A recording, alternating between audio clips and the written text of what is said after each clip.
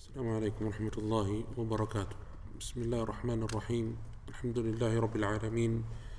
اللهم صل وسلم وبارك على نبينا محمد وعلى آله وصحبه أجمعين.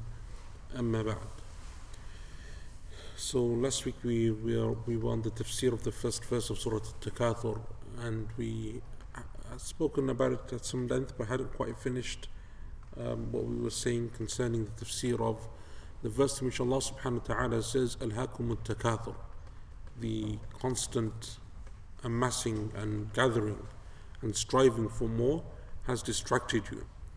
And we mentioned a number of opinions. We spoke actually at great length about the whole issue of the balance between having more wealth or wanting more wealth, and between the way the Sharia speaks about that in a negative way, and then reconciling that with the positive aspect of having wealth and doing good with it, and the narrations that we get whether from the companions or the other scholars of what it means to have that kind of wealth that Allah subhanahu wa ta'ala can bestow upon some people. And then we spoke about the way of reconciling between those two issues. And then we spoke concerning the verse Al-Hakum al-Takathur, and we were speaking about some of the statements of some of the scholars or some of the scholars of tafsir in terms of their commentary on this verse. And I'm going to I think we mentioned a couple of these last week, but I'm going to pick up again just as a kind of reminder as well.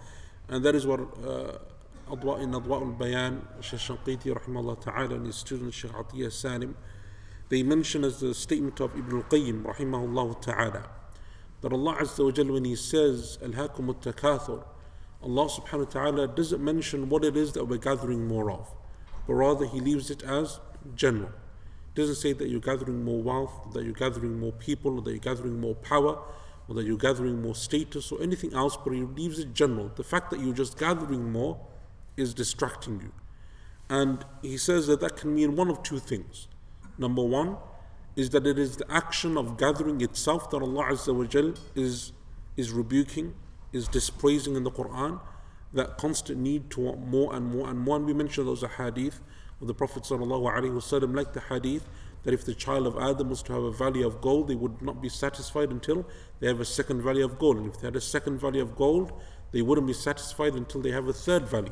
And nothing will satisfy the child of Adam except the dust of the earth, meaning until they die, until death.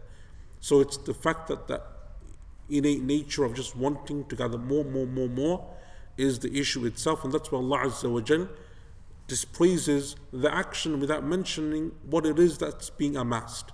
It's the action itself that is being dispraised. Or the second is that Allah subhanahu wa ta'ala leaves it general so that it is general and contains everything, comprehensive. So it mentions and it folds over everything. So it's not just about money, it's not just about land, it's not just about property, it's not just about power. It is everything that can be amassed in that way, which then leads a person to be distracted from their wajibat, from their obligations, and from Allah subhanahu wa ta'ala. And so Allah Azza wa Jal leaves it open-ended in that way.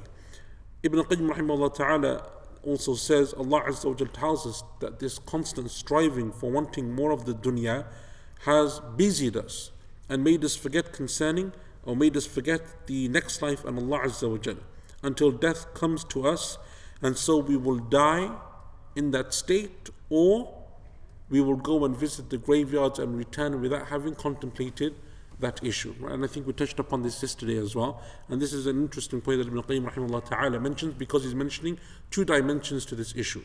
And this kind of pertains to the second verse, حَتَّى زُرْتُمُ الْمَقَابِرِ, but it's mentioned here as well. And that is the two dimensions to this verse is, number one, that it is this constant wanting of wealth will continue until you die, until death comes to you, as is mentioned in the hadith that we mentioned of the son of Adam in the valleys of gold. Or it can also refer to a person being reminded of death, reminded of going to the graveyard, reminded of their ending, and still not paying heed and attention to that aspect. And so despite seeing what they see and other people going through that difficulty, and they can see that this is a certainty that each and every single one of us must face, and must face fairly closely at hand, it is still something which doesn't allow a person to stop and contemplate and reflect over their own situation and what it is that they need to do in order to realign those priorities and turn back to Allah subhanahu wa ta'ala. And Ibn Kathir rahimahullah ta'ala mentions something similar. He says that the love of the dunya and its beauty and its adornments has busied you from seeking the life of the hereafter, and that has continued to slow you down from seeking that life of the hereafter until death comes to you and you visit the graveyards, meaning that you become from the dead. وَسِرْتُم مِّنْ أَهْلِهَا, meaning that visiting the graveyards, and we'll speak about the different opinions amongst the scholars of tafsir as to what it means by visiting the graveyards. Is it merely visiting, or does visiting mean actually to die and be dead and placed in those graves ourselves?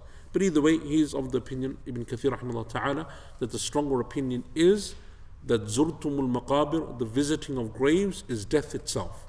So visiting is a way of saying that you enter into the grave and that you die.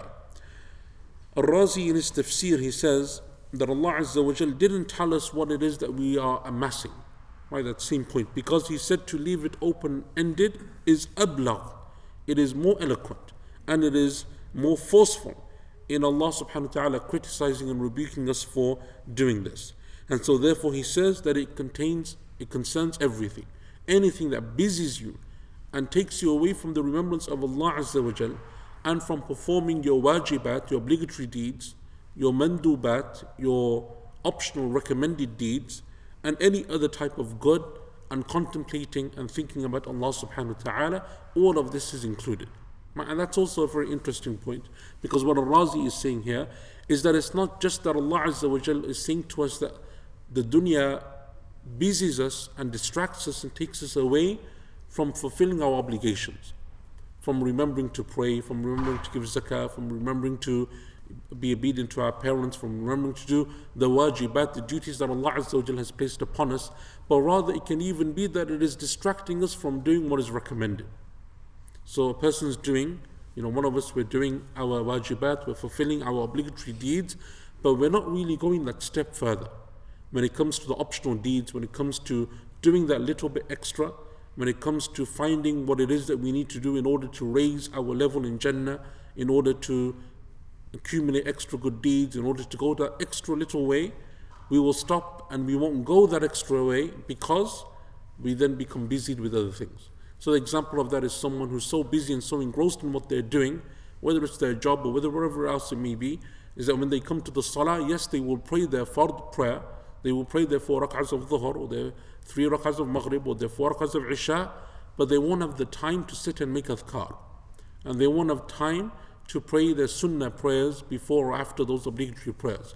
And then the other types of mandubat, the other types of recommended deeds that a person does, even though we know, as the Prophet told us sallallahu alaihi wasallam in the hadith, that from that which helps a person overcome the deficiencies that they have in their actions of worship, and especially in their wajibat, the obligatory deeds, is those optional deeds. And so Al-Razi is saying that sometimes that amassing of wealth, yes, you're doing the minimum, but what about all of those missed opportunities? Right? Didn't the Prophet ﷺ say that a person will pass away from this life, will be in their grave, and they would sacrifice everything in the dunya and everything within it, for the ability to just come back and pray 2 rak'ahs. Just to pray 2 rak'ahs. It will be more valuable to them, more precious to them than the dunya and everything within it. And that's because of all of those missed opportunities. The Prophet told us, sallallahu alaihi wasallam, that the first thing that the people will be asked about on the Day of Judgment is the salah. And if it is good, then everything else will become easy. But if there is deficiency within it, then Allah will say to the angels, "Unzuru ila a'mali abdi, hal lahu min tatawwu'." Look towards the actions of my slave. Does he have optional deeds that he can make up for the deficiencies of his wajibat? And we all know that we have deficiencies in our salah, a lack of concentration, a lack of khushu', mistakes that you make, whatever they are, intentional, unintentional. We have mistakes within our salah, mistakes within our wajibat. What makes up that deficiency? It's the optional deeds that you do. For your zakah, it's the sadaqah that you give. For your fasting of Ramadan, it's your zakatul fitr, and it's your optional acts of fasting that you perform throughout the year. That's what it is for salah. Those sunnah prayers, those optional prayers, your qiyamul layl, your tahiyyatul masjid, all of those optional deeds are what make up for those deficiencies in salah. And so Ar-Razi is saying that it's not just about the wajibat, right? Don't just restrict it to oh, I'm doing what I need to do, I'm doing my 5 prayers, I'm doing my fasting in Ramadan, I give my zakah, I've done my hajj, and then it's okay. But what about those optional extras, right? What about those optional deeds? Because none of us has that guarantee that you will enter into Jannah just by doing the minimum amount of obligatory deeds, right? Even though the Prophet told us, sallallahu alaihi wasallam, the Bedouin man who comes and says, O Messenger of Allah, if I pray my 5 prayers and fast Ramadan and give zakah and perform the hajj, is that sufficient for me? Will I be successful? And the Prophet ﷺ said yes to him. He said, that's all I will do. The Prophet ﷺ said, he is successful if he has spoken the truth. The meaning of the hadith is that he has to do each one of those in a way that is complete. Right? He has to perfect each one of those and do them in a way that is complete without having then performed or committed any of the major sins. And then anything which can negate from his wajibat, and negate from his reward, and negate from those actions that he's performed. So how many people can actually do that where they can kind of like, make that level meet? So Islam comes with all of those optional deeds that we should perform. And that's what Al-Razi is saying, that it's not just about the wajibat, but it's about the optional deeds that the busyness of the dunya often distracts us from.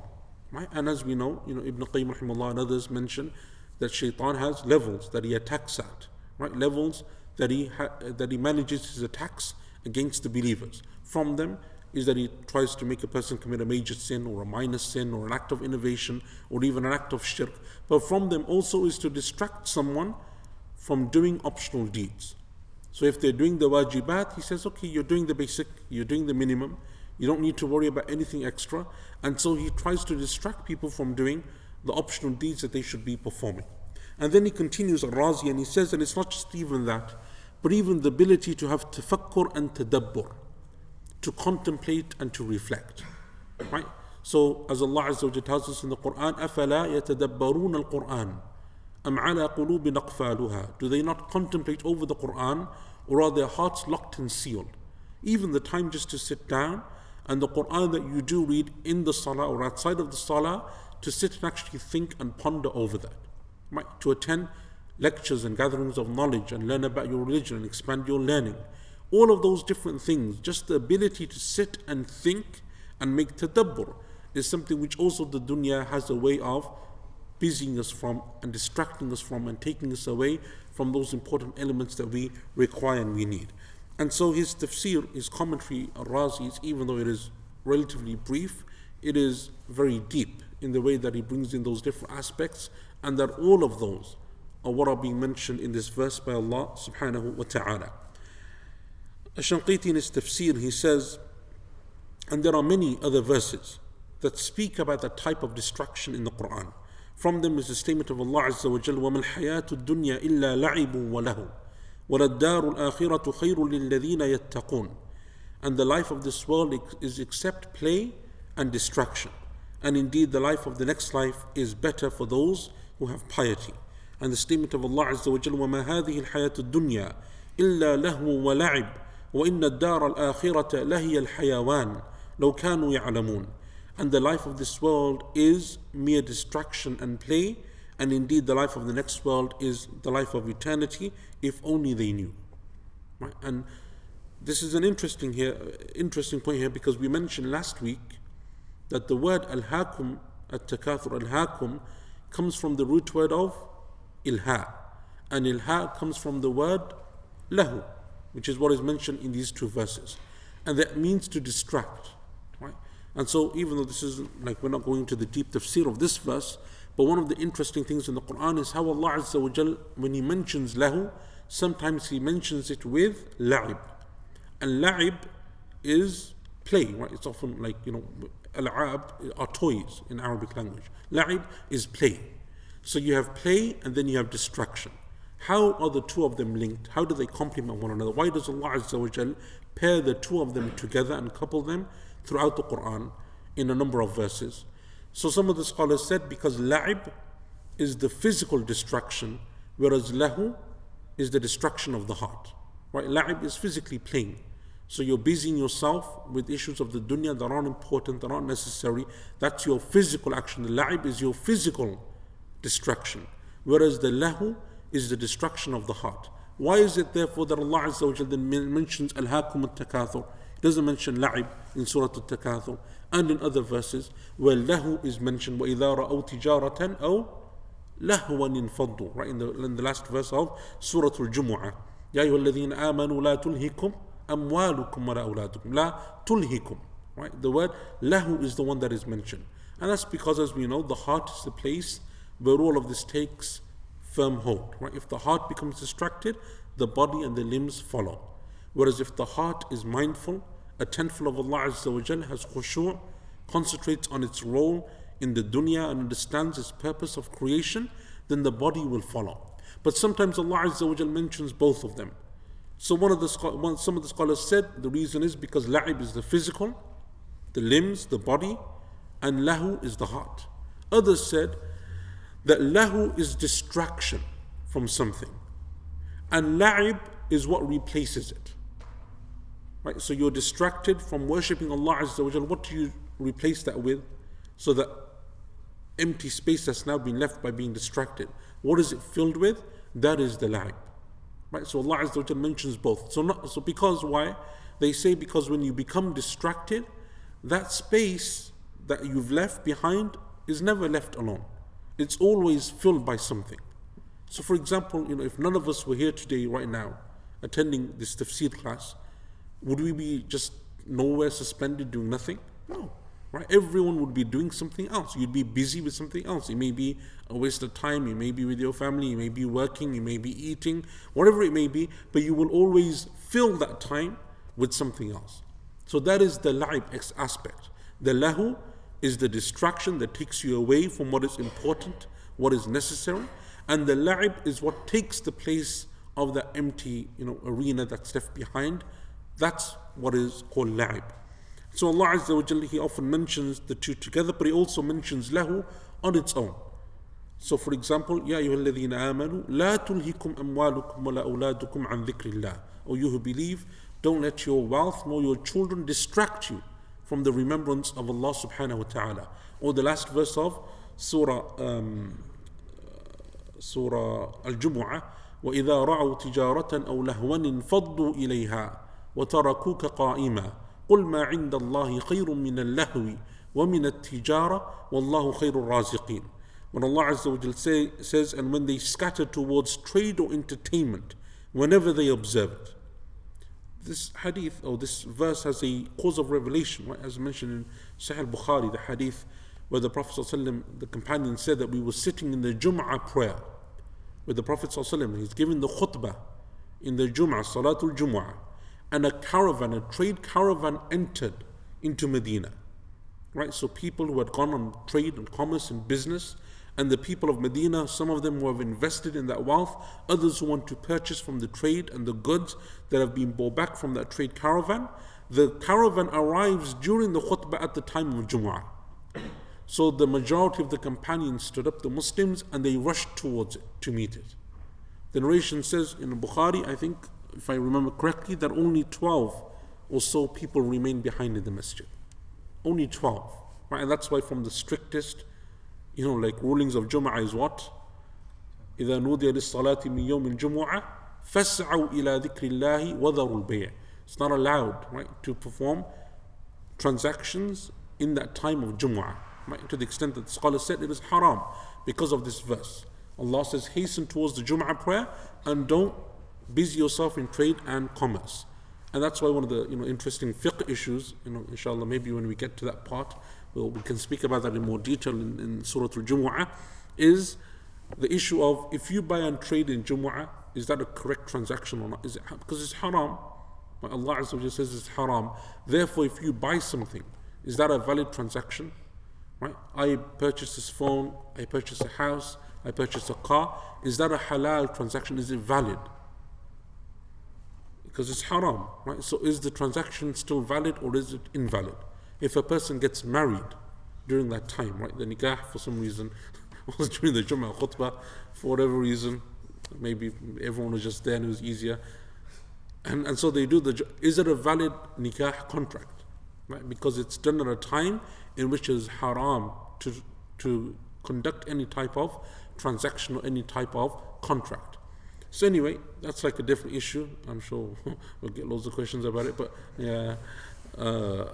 But that's an interesting like issue, right? And so Allah Azza wa Jalla, but look at the wording. The point here was the wording of the verse. وَإِذَا رَأَوْا تِجَارَةً أَوْ لَهْوًا.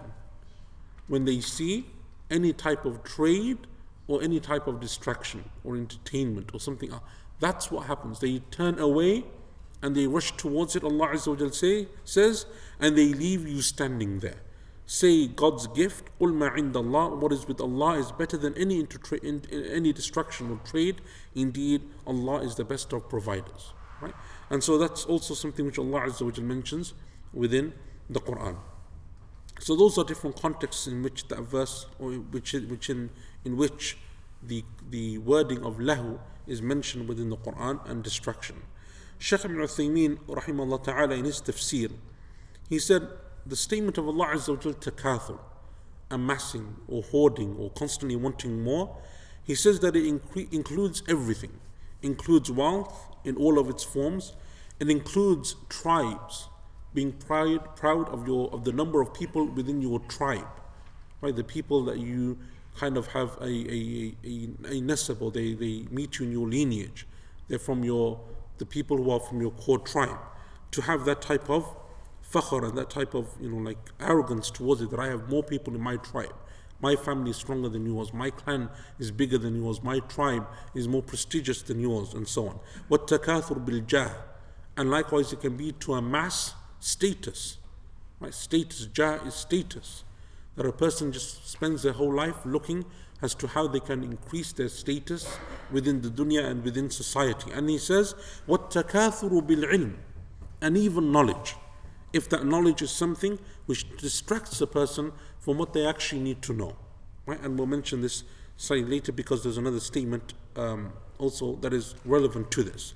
He says, so anything basically that isn't mubah, isn't allowed, or isn't good, or doesn't bring a person ultimately closer to Allah subhanahu wa ta'ala, can be included within takathur. And so a person having wealth, a person having status, a person even amassing types of knowledge that are unbeneficial, or knowledge which if it is amassed, actually makes a person arrogant and proud and haughty and looks down upon others and belittles others, that is also a type of takathur. Because what they all have in common is they distract you from worshipping Allah subhanahu wa ta'ala and working towards the akhirah, working towards the hereafter. Right? And he mentions, Shaykh Ibn Uthaymeen ta'ala mentions the example of knowledge and the example of people who just accumulate degrees for no reason, right, and so on and so forth. He said they can also be within this, right? And I remember when I was in school, I think it was school anyway, we used to have a teacher who would constantly get degrees, right? She'd get a degree, and then she'd get a degree, and then she'd get a master's, and then she'd get a PhD, and then she'd go back and do another master's, and some people like that, right? They just want to have lots of qualifications because it interests them in studying. But just having qualifications by in and of itself isn't necessarily something, especially if it distracts you from what is more beneficial, what will actually bring you closer to Allah subhanahu wa ta'ala. And so it's a very comprehensive, very general verse that speaks about this, and obviously it pertains to different people in the way that it pertains to them.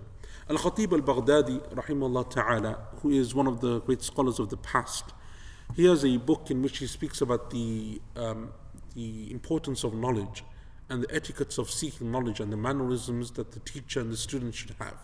And one of the points that he mentions within his book is also this issue of how from that which is considered unpraiseworthy, which isn't a good etiquette for a student of knowledge to have, is the amassing of knowledge that has no benefit.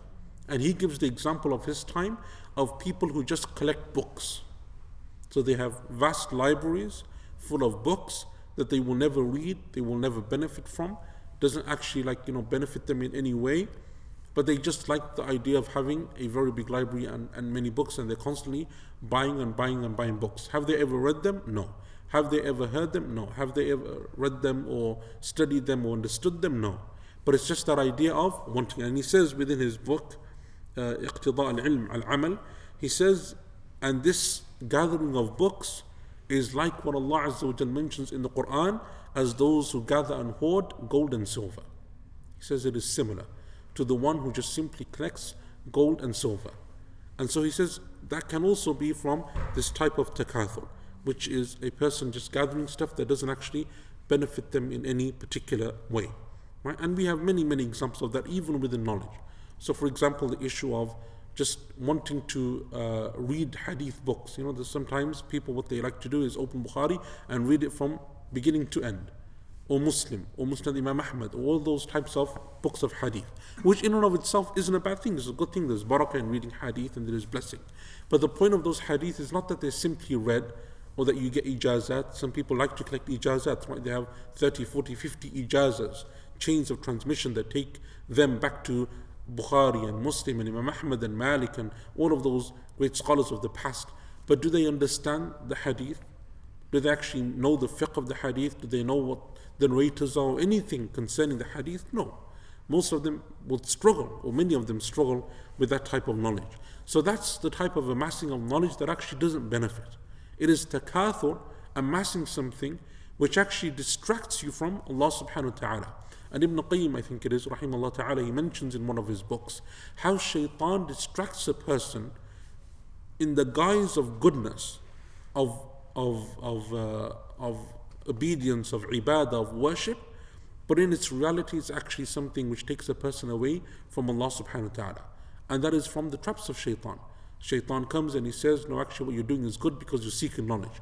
But those people, some of them, they're seeking knowledge, but all they're doing is refuting other people, right? And they're cursing other people, and they're criticizing them, and they're slandering them, and they're backbiting them. So what good is that knowledge that they gained when all they accumulate with it is sins and misdeeds and evil? Right? And that's an example of, it is takathur. It is gathering something which distracts you from the actual point. And one of the most amazing statements I read of Imam Ahmad rahimahullah ta'ala, which shows you the fiqh and the understanding of the scholars of the past and how their standards and the way that they would measure things was very different to the way that sometimes we look at something. It said that one of the students of Imam Ahmad rahimahullah ta'ala came and he mentioned to him another scholar. And he said to him that scholar isn't very knowledgeable, meaning he doesn't have a great amount of knowledge. Not like someone like Imam Ahmad or Shafi'i, or known for hadith, known for fiqh, known for all of those different sciences. It's not someone who has a great amount of knowledge. So Imam Ahmad replied and he said, but rather he has already attained the goal of knowledge. He may not have a lot of knowledge, but he has already attained the goal of knowledge. So he asked him, and what is the goal of knowledge that he has attained? He said he has taqwa. He has fear of Allah. He has piety. The knowledge that he has may not be a great deal, but what he has brought him closer to Allah, and that is the goal of knowledge. إِنَّمَا يَخْشَى اللَّهَ مِنْ عِبَادِهِ الْعُلَمَاءِ. Those who truly fear Allah are the scholars.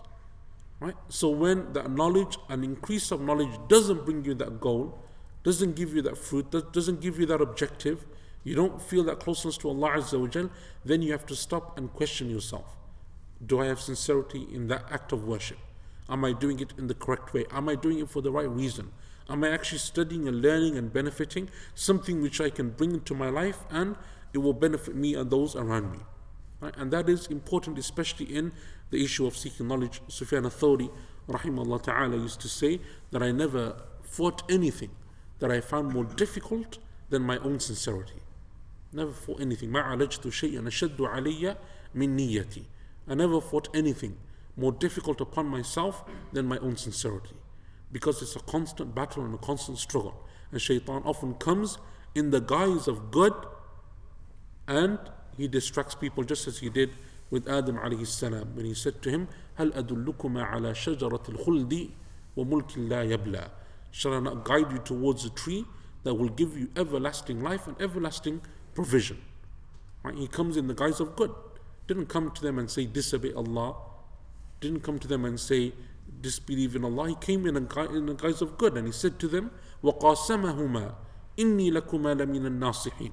And I promise you, I take an oath that I have come to you as a sincere advisor.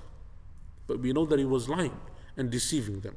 And so shaitan often does this so just because someone's engaged in knowledge or in some good or charity work or whatever. It is always a constant battle, and there is a constant need to assess ourselves and our intentions, because we don't want to be from those people who fall within this verse of amassing things and being distracted from Allah subhanahu wa ta'ala.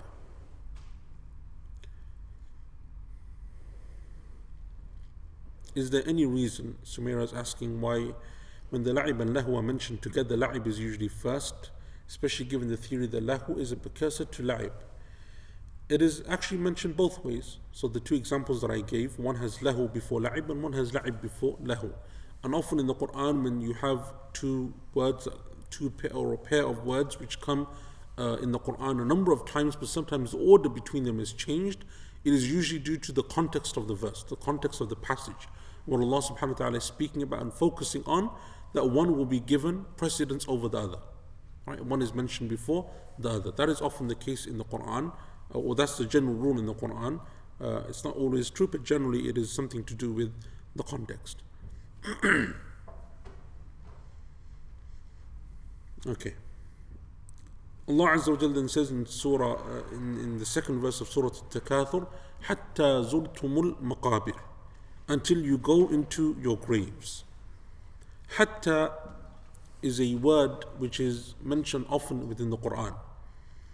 And Imam Suyuti rahimahullah ta'ala in his Itqan, in his book on the sciences of the Quran, Al-Itqan fi Ulum al-Quran, he says concerning the word hatta, Imam Suyuti has a whole section, as do other scholars in their books of Ulum al-Quran, sciences of the Quran, in which they mention the most common words, right? The most common words of the Quran that are used by Allah subhanahu wa ta'ala in terms of giving an added meaning.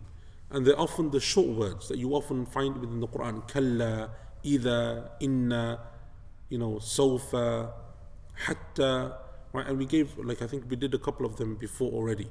So those words that come in the Quran very often throughout the Quran, thumma, right? These are words that are very short, that mean then or until or when and why, and all of those types of small short words in the Quran. They often use them within the books. They have chapters dedicated to this, because it is something which is commonly repeated within the Quran, and something which they mention in terms of the different contexts in which it is mentioned within the Quran. So he says the word hatta, and Imam Suyuti rahimahullah says the word hatta means until, ila, up until, right? Or until, or up till, or until, right? Up till is not a word. Until, right? Until. And he says that an example of this in the Quran is in Surah Al-Qadr, Salamun hiya hatta matla' al-fajr. In Surah Al-Qadr, the night of decree, Laylatul Qadr, is peaceful, and it is until, hiya hatta, it is until the time of Fajr, right? It is until the time of Fajr. And that's the most common meaning in the Quran. The most common meaning of hatta is until. Right? Like it is here in Surah Al-Takathur, Alhaakum al-Takathur, the constant wanting more will distract you, hatta zurtumul maqabir, until you visit your graves. The second meaning that it is most commonly found in the Quran is that it comes with the meaning of kay. Kay means so that they.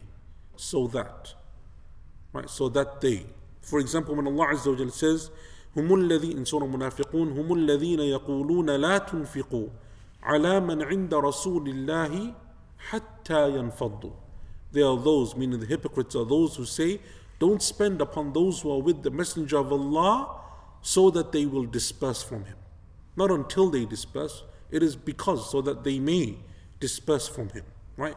And until, for example, when Allah Azza wa Jalla says, وَلَنَبْلُوَنَّكُمْ حَتَّى نَعْلَمَ الْمُجَاهِدِينَ مِنْكُمْ وَالصَّابِرِينَ.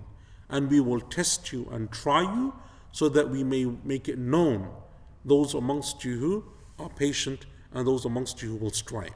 Right? Not until you are patient, but so that it's known amongst you who are the patient from amongst you, right? So it comes with the meaning of until, which is the most common in the Quran, but sometimes it comes with the meaning of kay, which means so that they will, or up until. It is also sometimes mentioned in the Quran, the word hatta, for something which is impossible, in the context of something which is impossible.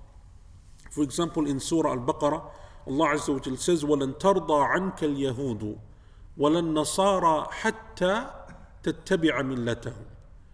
And the Jews and the Christians will never be pleased with you unless you follow their religion, or until you follow their religion. But it's impossible.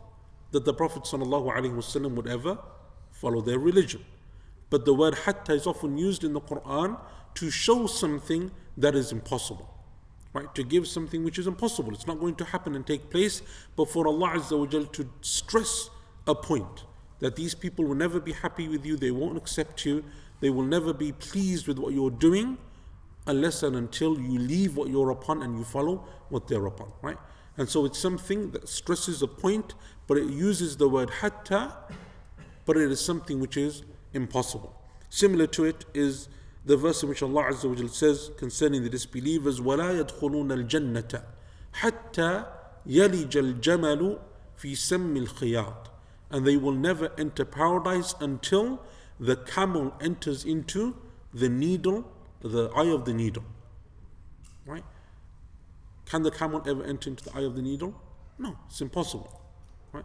And so therefore Allah Azza wa Jal is stressing the point, what? That they will therefore never enter into Jannah, just as the camel can never enter into the eye of the needle.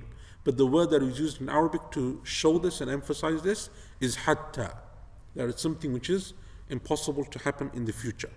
So here Allah Azza wa Jal says, hatta zurtumul maqabir, until they visit the graves. Ali radiallahu anhu, this is collected by Imam al-Hakim in his Mustadrak, and it is an authentic narration. He said, ما زلنا نشك في عذاب القبر حتى نزلت ألهاكم التكاثر. We used to have doubt concerning the punishment of the grave until Allah Azza wa Jal revealed this surah Al-Hakum Al-Takathur. Because we mentioned, as we mentioned I think a couple of weeks ago in the introduction to this surah, that it is one of the few surahs, if not the only surah, that mentions the word or the concept of graveyards. Right? The concept of graveyards. And so therefore, the whole concept of graveyards and life in the graveyard and the barzakh and so on, it is one of the only times that it is mentioned in the Quran. That is disputed by other scholars, because Allah Azza wa Jalla says in the Quran, ثُمَّ أَمَاتَهُ فَأَقْبَرَهُ. Right? Then he died, and he caused him to die, and he is buried. Right? And that word qabr is therefore used in that context as well. But that is the verb, and this is the noun. So maybe that is what some of the scholars mean, that it's not mentioned in the context of a noun except in this verse, and Allah Azza wa Jal knows best. But anyway, this statement shows the importance of this surah. And Maymun ibn Mahran, he says that I was sitting with Umar ibn Abdul Aziz, rahimahullah ta'ala, the famous Khalifa and scholar of Islam. Umar ibn Abdul Aziz, not only the famous Khalifa of the Umayyads, who ruled between 99 and 101 of the Hijri, but he was also a great scholar in his own right, one of the great scholars of Islam. And some of the scholars even went to the extent of saying that he was the fifth of the rightly guided Khulafa. Right? So after Abu Bakr and Umar and Uthman and Ali, they said that he was the fifth because of his righteousness and because of his knowledge. He said that I was sitting with Umar ibn Abdul Aziz rahimahullah ta'ala, and he recited Al-Hakum Al-Takathur Hatta Zurtum Al-Maqabir. You will continue to amass and until it distracts you, or you will be distracted by this amassing until you visit your graves. فَلَبِثَ هُنَيْهَا. And then he paused for a short while. And then he said to me, O Maymun, مَا أَرَى الْمَقَابِرْ إِلَّا زِيَارَةً وَمَا لِلزَّائِرِ بُدْ مِنْ أَنْ يَرْجِعَ إِلَى مَنْزِلِهِ. I think that a person who enters their grave is only a visitor, because a person who visits must eventually go back home. Right? So what he's saying, and this is because we will find, as we will mention, that the scholars of tafsir differed over a number of different opinions, about 3 or 4, concerning the meaning of hatta zurtum al-maqabir, visiting the graves. What does it refer to? When Allah says you are visiting the graves, is it actual death, or is it something else? Is it a normal visiting of the grave? What Umar ibn Abdul Aziz rahimahullah ta'ala is saying is that no, it's actually death. He says, why does Allah therefore call it visiting? Because when you go into your grave, you are only visiting the grave. It's not a permanent abode. And you will leave that grave and go back home, meaning in the next life, to the permanent abode of what Allah has prepared on Yawm al-Qiyamah. So therefore, He calls it ziyarah. So Allah Azza wa Jalla, when He calls it visiting, it can still refer to death, but it's called visiting here because it is something which isn't permanent, but a person will go back eventually to the next life. Muqatil rahimahullah ta'ala said, Hatta zurtumul maqabir.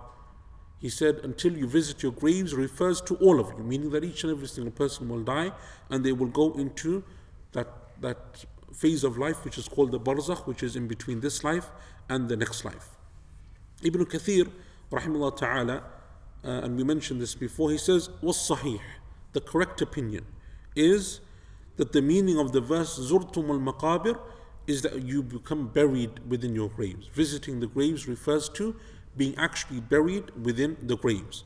As is mentioned in the hadith of the Prophet sallallahu alaihi wasallam in al-Bukhari, and this is the hadith of Abdullah ibn Abbas radiyallahu anhuma, that the Prophet sallallahu alaihi wasallam entered upon a man from the Bedouins, visiting him whilst he was sick. And he said to him, لا بأس طهور إن شاء الله, which basically means there is no harm upon you, may you have purification, Allah willing. And the man replied, طهور, is it purification? بل هي حمى تفور, but rather it is a fever that is extremely, like it is a fever that has overcome me. على شيخ كبير, upon a man who is old in age, who will soon go and visit his grave. And he calls the word visiting, meaning that I will soon die, right? And he calls it visiting. Ibn Kathir rahimahullah ta'ala says, therefore the Arabs were known in the Arabic language to call death, or one of the ways in which they would speak about death was ziyara, visiting the grave, right? And it's called kinaya, right? Which means that you're referring to something indirectly. So the Prophet said to him sallallahu alaihi wasallam, فَنَعَمْ إِذًا, so therefore it will be, right? If that's what you're saying, therefore it will be. Ibn Atiyah rahimahullah ta'ala said, and the scholars of tafsir, they differed concerning the meaning of حَتَّى زُرْتُمُ الْمَقَابِرِ, until you visit the graveyards. So some of them said that it is that you will remember the deceased within their graveyards, and you will be proud over your forefathers and your ancestors, even though they have turned into bones and into dust.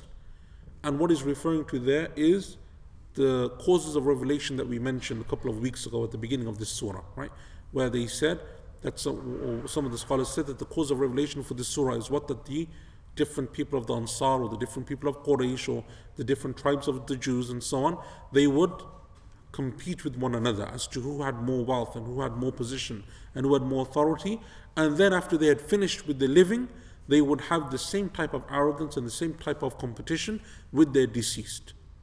And some of the narrations say that they went to the graveyards to then speak about our dead and your dead, right? My dead and your dead, and our deceased and your deceased. And so he says this is one opinion, that the ziyarat al-qubur, the visiting of the graveyards, refers to the living as they remember the death, right? Just as they remember the dead, just as we do when we visit the graveyards. The second opinion, he says, and others from amongst the scholars, they said that it is from a constant busyness of actually visiting the graves. So the first one is remembering death and remembering the ancestors who have passed away. The second group of scholars said, حَتَّى زُرْتُمُ الْمَقَابِرِ, until you visit the graves, are people who go into excess in visiting the graveyard. They're constantly there, all the time, going there and visiting those graveyards. And because they're there so much, they're remembering those people who have died, they forget to concentrate on their own life and their own deeds and their own actions and their own akhirah. And the third opinion, he said, is, as Umar ibn Abdul Aziz rahimahullah ta'ala said, it is that you will visit those graveyards yourselves with your bodies, meaning that you will be buried within those graves. And that is the position that Ibn Kathir rahimahullah ta'ala chose, and it is the position that Shaykh Shanqiti rahimahullah ta'ala also chose in his tafsir. He said that some of the scholars said that it is referring to having arrogance and pride concerning those who have died before us, but he said was sahih, and the correct opinion is زُرْتُمُ الْمُقَابِرِ يعني مُتُّمْ, that those who visit the graves are those who have died and are buried within them. لأن الميت يأتي إلى القبر كالزائر لأن وجوده فيه مؤقتا, because the one who dies will come into the grave as a visitor, because his position within that grave is only temporary. And Imam al-Shawkani rahimahullah ta'ala in his tafsir, he says, and in this verse there is a proof and an evidence that busying yourself in the dunya to the extent that you forget the hereafter is something which is disliked within Islam, and it is something from the dispraised etiquettes or the dispraised characteristics of a Muslim. And Shaykh Abdul Rahman al-Sa'di rahimahullah ta'ala, mentioned within his tafsir, he said that a person will continue to become busied and distracted from the akhirah until they visit their own graves, at which time they will then understand the time that they have wasted, but it will be too late for them then to have understood. Right? And that is a very beautiful tafsir, as is his norm. His tafsir is normally very eloquent and very beautiful. So it is someone who busies themselves, distracts themselves from the dunya until they visit the grave, at which time they will realize the time that they wasted and how they were distracted, but by then it will not benefit them that which they did in terms of visiting or in terms of benefiting from that reminder. Ash-Shanqiti rahimahullah ta'ala in his tafsir, he mentions 2 points here which I want to also mention concerning this verse. The first of them is he brings the issue of visiting the graveyards, because it's mentioned in that as one of the opinions amongst the body of scholars of constantly visiting the graveyard, right? That's what it refers to. You visit it so frequently that it distracts you from the akhirah.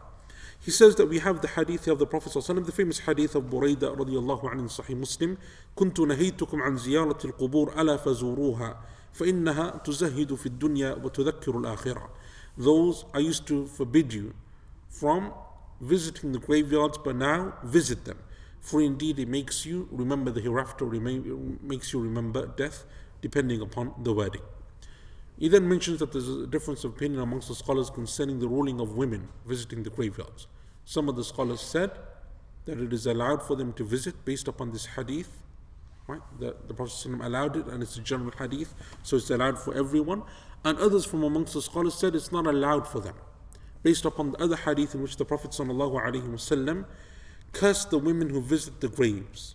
And he said in the hadith, لَعَنَ اللَّهُ زَائِرَاتِ الْقُبُورِ, in the hadith of Abu Hurairah in the Tirmidhi. Or in the other wording, زَوَّارَاتِ الْقُبُورِ. May Allah Azza wa Jal curse the women who visit the graveyards. Or in the other hadith, who frequently visit the graveyards.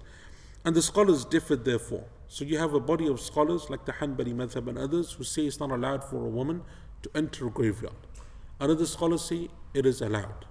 And then you have the middle position, which is the one that Shanqiti rahimahullah ta'ala chooses, and his student Atiyah Salim rahimahullah, and that is that it is allowed for a woman to visit the graveyard, but not to frequently visit it.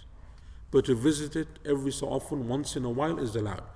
What is not allowed is for them to frequently visit the graveyard, because of the hadith that Allah Azza wa Jal has cursed the women who frequently visit the graveyard. And that's because sometimes women become emotional at that point and they do things which they shouldn't do. In the graveyard they are more likely to become emotional than men, and so therefore they shouldn't be frequently visiting the graveyards. And they use as a dalil for this 2 hadith. One of them is the hadith in Sahih Muslim, the hadith of Aisha radiallahu anha, the famous hadith, or the long hadith anyway, I think it's well known, but the Prophet ﷺ left Aisha radiallahu anha in the night, and she became jealous. She thought that maybe he's gone to visit one of his other wives, so she followed him in secret until she came and found that he had entered into Baqi', which is the graveyard of Medina. Entered into Baqi', the graveyard of Medina. And so when the Prophet ﷺ returned, when he was leaving, she returned home, but the Prophet ﷺ caught up to her. He came into his house and he found that she was awake. So she used a very clever strategy, which was that she asked him a question, so that he wouldn't ask her, what are you doing up, where were you, what were you doing? She asked him a question instead. And she said, O Messenger of Allah, if I visit the graveyard, what should I say? What is the dua? So the Prophet ﷺ said to her, say to them, Assalamu alaikum ahl diyari min al-muslimin. The famous hadith of visiting the graveyard. So the scholars say the fact that this hadith is Sahih Muslim, the fact that he said to her that this is what you say when you visit the graveyard, shows that it's allowed for a woman to visit the graveyard once in a while, right? To go and do something. Obviously, the other scholars who disagree with this, the Hanabila and so on, say that this is the dua that you make when a woman walks through, or she's passing by, like she's passing by, and she's not in the grave, but she's passing next to the graveyard.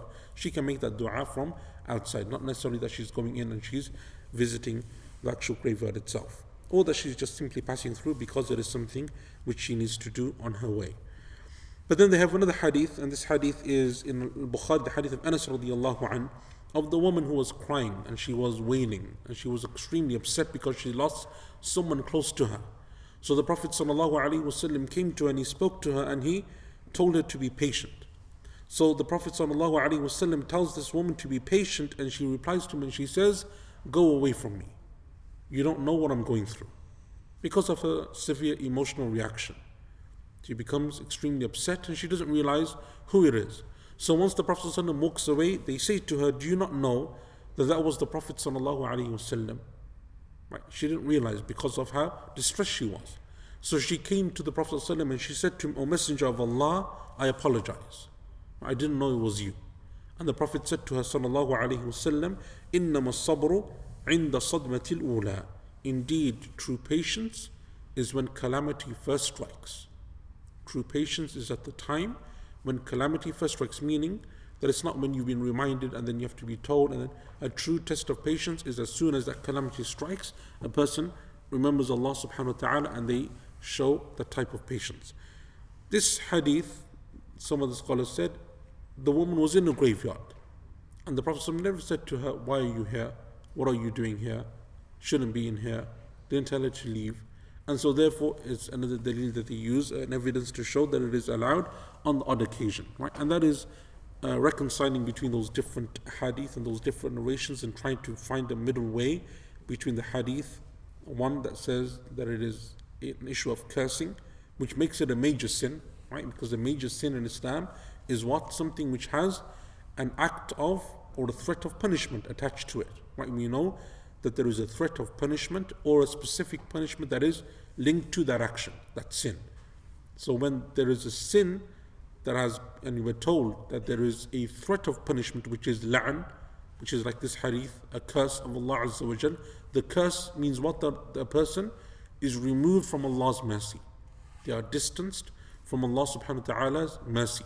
Or that Allah Azza wa Jal will become angry with them. They have the wrath and the anger of Allah subhanahu wa ta'ala. Or that there is a specific punishment that is attached to it, right? Like murder, like theft, like adultery, and so on and so forth. There is a specific punishment that has been attributed to it within the Quran or within the Sunnah. It makes it a major sin.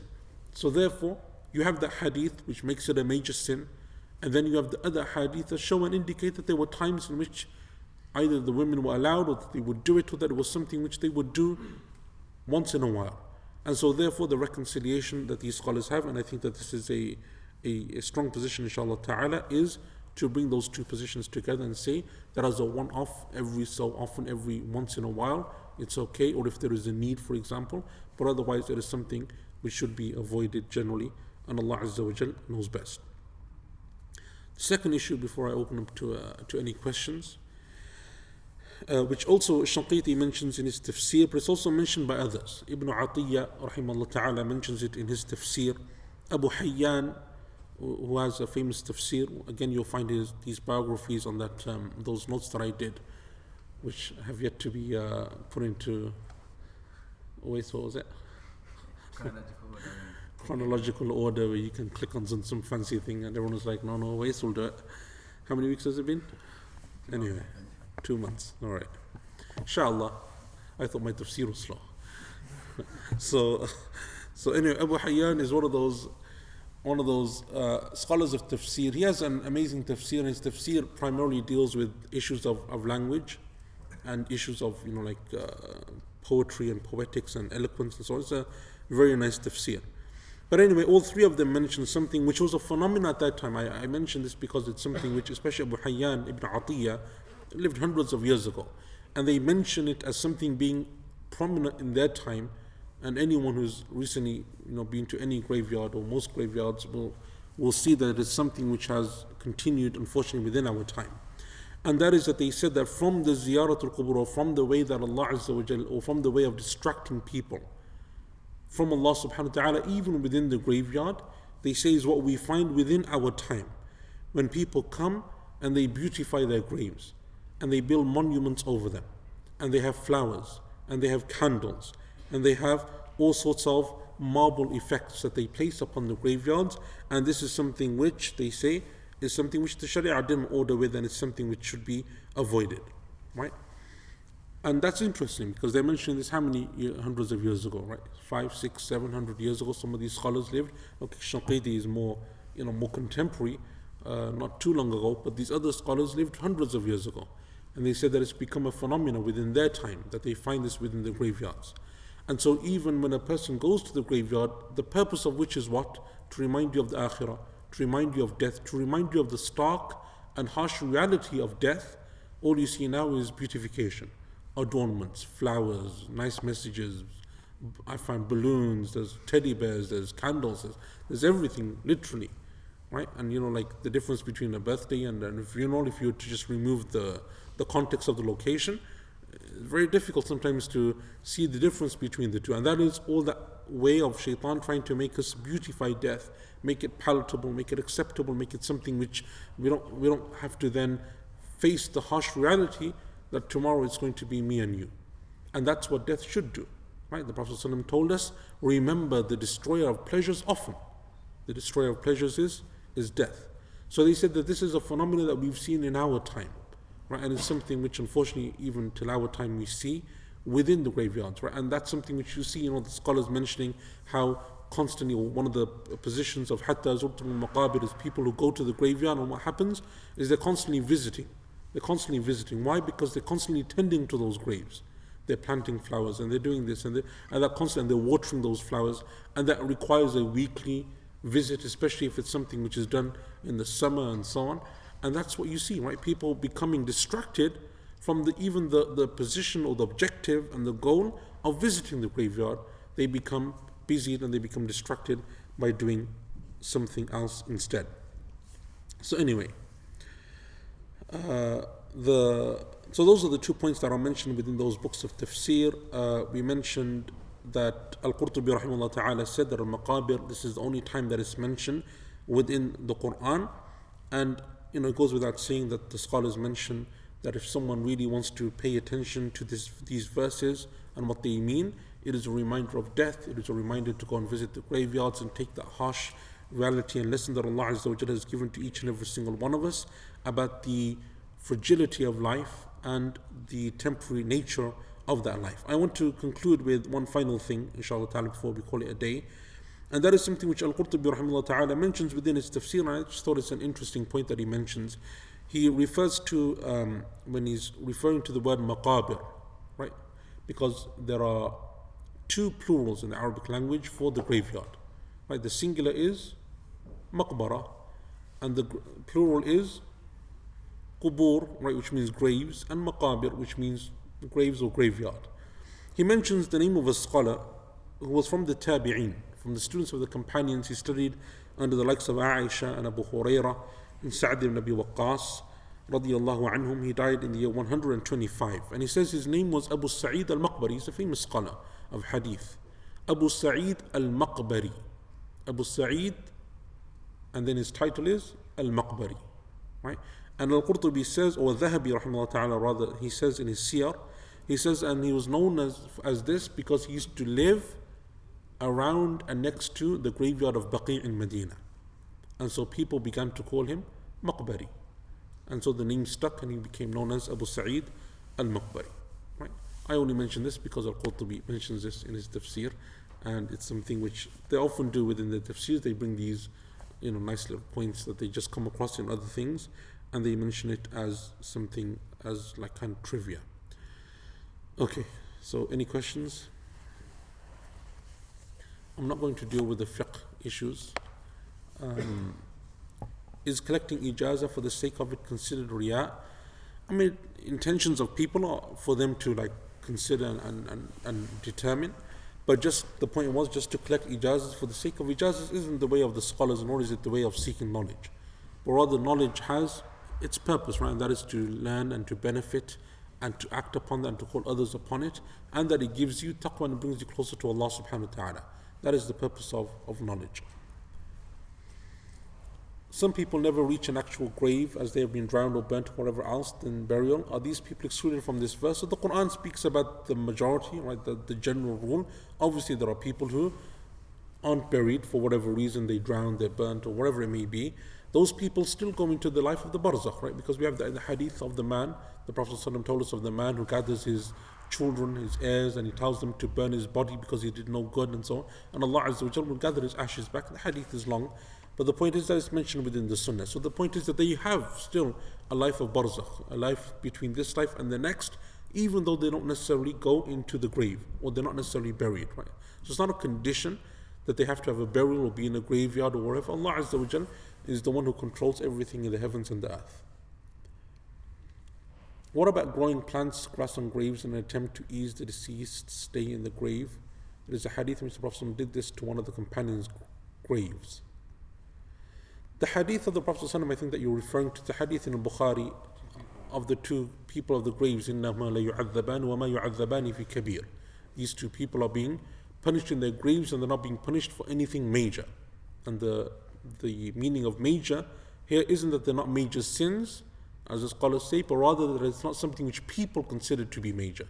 As for one of them, he wouldn't protect himself from the splashes of urine, akramakumullah, and as for the second, he would walk around spreading rumors, right? But this hadith actually shows that they are major sins, but it's something people don't consider to be major, they consider it to be small. So the Prophet took 2 sticks and he placed it in their graves, and he said, perhaps this will lessen their punishment until they dry, until these sticks dry. That is something specific for the Prophet ﷺ to do, right? So it's not something which you can make qiyas upon. It's not something which you say, okay, now plant flowers and whatever else on the graves, and therefore it's going to make things easy. That's something specific for the Prophet ﷺ, because that's something which Allah Azza wa Jal gave him the ability to do. So it's not something that's a ruling that you deduce from and apply wholesale for everyone else. Yeah, you have a question? Someone had a question? It's okay? Okay. Does the intention you make for the accumulation make any difference as to whether it's considered distraction? Yeah, so clearly the intention makes a whole lot of difference, right? So if a person's working to gain wealth and they're doing it with the intention of earning a living that is halal, providing for their family and their children, then obviously that has a major impact, and it changes what is an allowable action, a permissible action, into an act of worship, right? Because a person can change the nature of a deed, just as a good deed, what is a good deed apparently, can become haram, right? And can become a sin based upon intention, right? So if someone is praying, but they're praying to show off, what is a good deed by intention becomes haram. So the opposite works as well. Something which is bad, or something which is just normal, just everyday, if you have the good intention that is accompanying it, it changes it into a rewardable action and into an act of worship. So clearly there is something which, that is something which can be done. The hadith is speaking therefore about generality, right? The verse is rather speaking about generality. Clearly in the sunnah we have those hadith that tell us, yes, use your time and use your intention to maximize that opportunity. So when you're working, you have that intention of doing good, right? When you're sitting with your friends, it's not just sitting with your friends, but your intention is that I'm doing this because I love them for the sake of Allah and I want to come closer to you, O Allah. And so just by having that, and with your family, similar intention, those actions now transform themselves from things which are just ordinary everyday occurrences to acts of worship, because of the intention that has changed and makes it into an act of worship. And Allah Azza wa Jal knows best. This notion of if your fard isn't up to standard, it's topped up with sunnah acts, is it necessarily like for like? Like for example, according to some, knowledge is considered, seeking knowledge is better than praying nawafil all night. Yeah. So if your fard is not up to scratch, can it be topped up with a different type of act of worship, or of course generally? Yeah, so can an act of worship or an obligatory act of worship be topped up by any optional deed, or is it just from that same kind of category of deed? So prayer, does it have to be prayer, or can it be seeking knowledge and so on? To be honest, I don't know. Allahu Alam, I don't know exactly, but one thing that I would say is that what you will find from the scholars is that it wasn't their practice, for example, that they would leave off doing good deeds. Generally, like they wouldn't leave off their sunnah prayers or their qiyamul layl to seek knowledge, right? And say that that's going to make a price. So because the whole point of knowledge is that you increase in action, right? And that's not only in knowledge itself, but in other actions, because the Prophet ﷺ, who is the most knowledgeable, did those other actions as well, right? So therefore so I don't know, to be honest with you. And generally the scholars wouldn't leave that stuff off, except for You have like, for example, Abu Zur'a al-Razi, rahimahullah ta'ala, said Imam Ahmad, Imam Ahmad's son says that my father never used to leave off the optional prayers unless Abu Zur'a came to see him. And then he would spend the night with him studying. And he would say to me, "Oh my son, teaching him is more beneficial than praying my nafil prayers." But that's like a one-off. And that's for someone like Abu Zur'a, who's an amazing scholar in his own right, because he wants to benefit him from the short amount of time that they have together. Right? And so you have those kind of determinations, which you can do every so often, right? You see, actually for me now, rather than praying Qiyamul Layl, there's something which will be more beneficial, or vice versa, and so on. That's something which you can determine, but generally as a rule, that's not the general rule. Right? And Allah knows best. Okay, Barakallahu feekum. Sorry. If somebody does all these optional prayers, tahajjud and whatnot, but there's deficiencies in both the optional ones as well as the fard, does he still make up for the fard? Yeah, so the optional ones are always optional. What they will make up for is the fard. Right? That's what's most important, because once those are full, you fulfill the obligations and you have Jannah. Because that's the minimum, right? That's what you need to be done. So even if they're deficient, the optional deeds are deficient within themselves, even if just say one's worth half, that still goes to filling up the obligatory deeds, right? And Allah knows best. Okay, wa sallallahu ala nabiyina Muhammad wa ala alihi wa sahbihi ajma'in. Wassalamu alaikum wa rahmatullahi wa barakatuh.